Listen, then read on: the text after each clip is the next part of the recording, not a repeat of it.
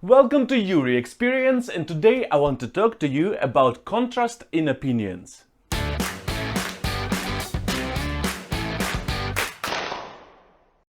I slowly start thinking that I need to have an independent playlist with videos where I'm talking about good and bad being subjective and how most of people have their own opinions about that and how it is based on our experiences, because this video will be again from the same category with overall this whole same idea, but again from slightly different point of view. And today we are talking about comparisons and contrasts that come out of comparisons between ideas, between experiences and whatnot.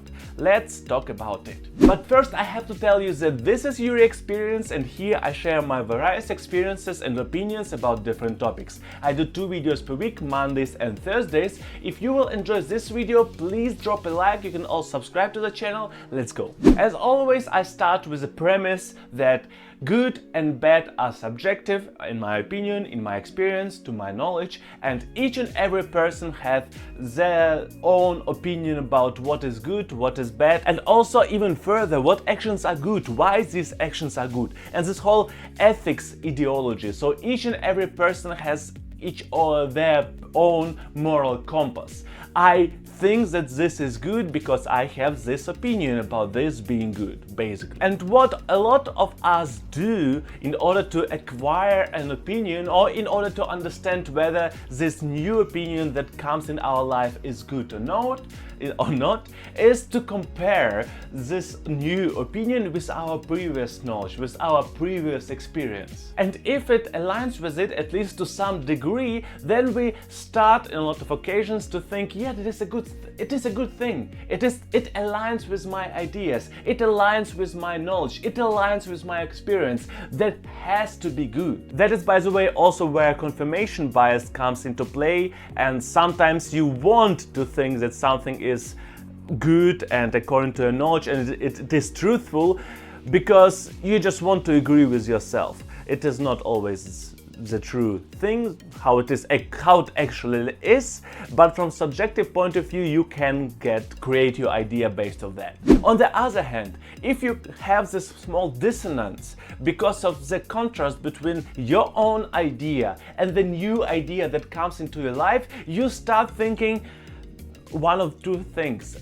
Is this new idea really good, or are my current ideas good? And let's be honest, a lot of people, if not way too many people, are not really ready to say, oh, you know what, yes, I am wrong, my opinion is wrong, every time when they get new experience, new knowledge that contradicts their current opinions. Most of us, again, based on my experience and knowledge, most of us will first fight. We will come into this fight response. We need to fight against this opinion. This opinion is probably wrong, and only afterwards, when we are proven wrong, if we are ready to acknowledge being wrong, then we will maybe change our opinion. But this whole idea of contrast of ideas or contrast of idea to your previous experience makes it extremely important to understand that different points of comparison can provide you different ideas, different contrasts, different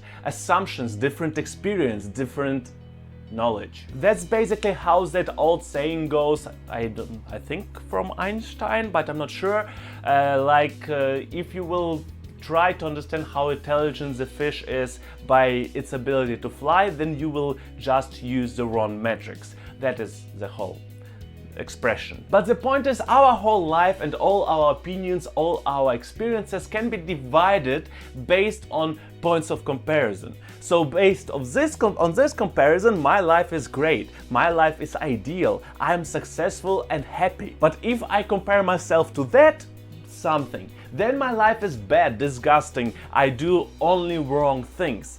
And that is something that is, I think, very close to human nature. It is my assumption.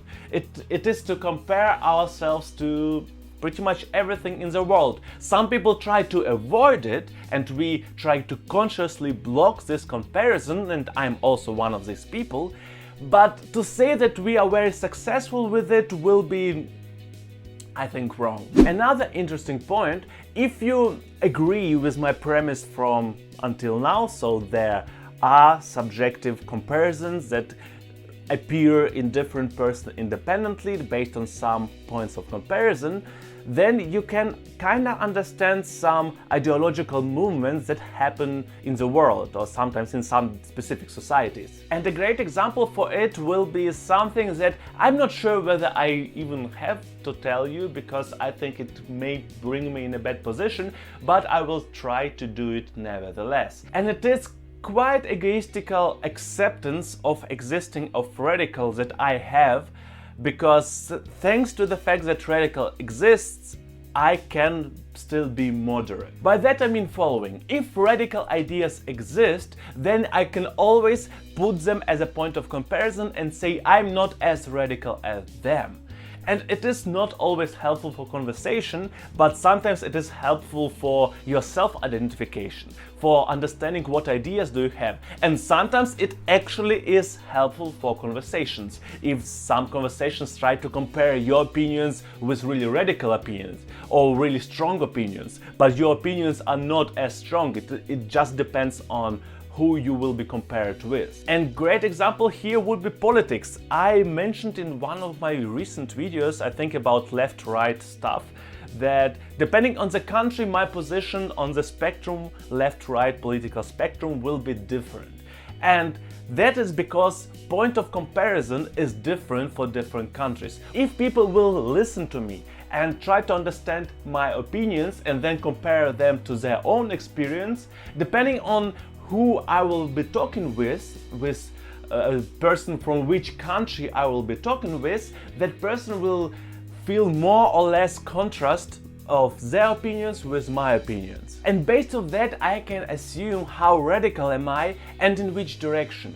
So basically, I'm saying, for example, most people shall have equal opportunities, but not always equal outcome of their opportunities. And then you listen to my opinion and think, oh, that opinion is really, really strong. And you are from USA, for example, and there are 100 other people who listen to my opinion, and 90% assume that my opinion is pretty strong and in one direction, doesn't matter which one we are talking about, and another 10 people assumed no, it's not very strong. Then my opinion is probably on a stronger side, probably on really direction radical side.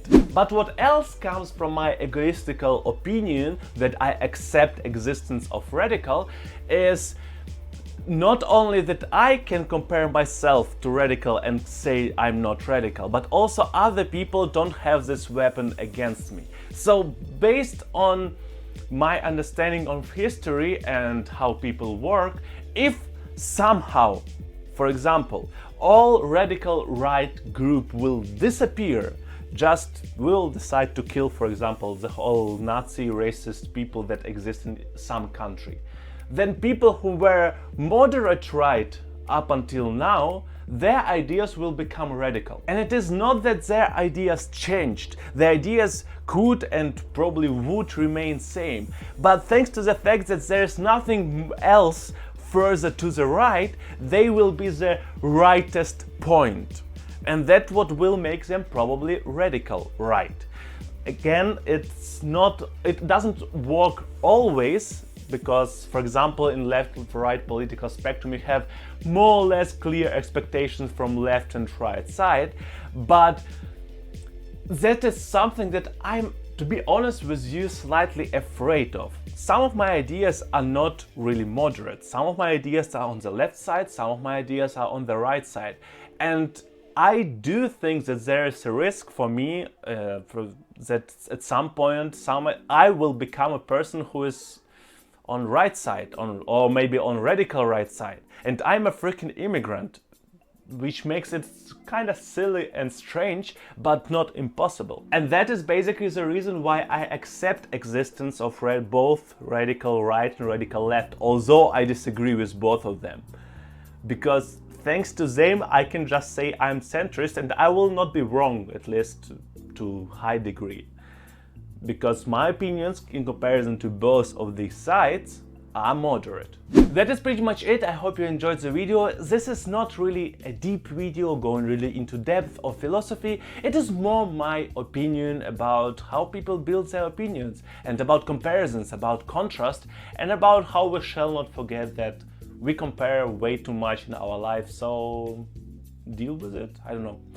Yeah, except for that, I have to tell you that I go on a break. That break will continue for, I think, if I calculated it correctly, for around 3 weeks. I will travel a lot, and I will also move from one place to another place, so I will not be able to create and upload videos. Actually, it's this video I created, edited and whatnot like 1-2 weeks ago. So, yay! Past, future, time fusion and stuff. Yeah, so I will see you probably in 3 weeks next time, somewhat around that. I think 25th of September is the date of my next video. But I hope you enjoyed this one. Please remain there, I will come back for sure. And I hope you will have great time in my absence. Good luck!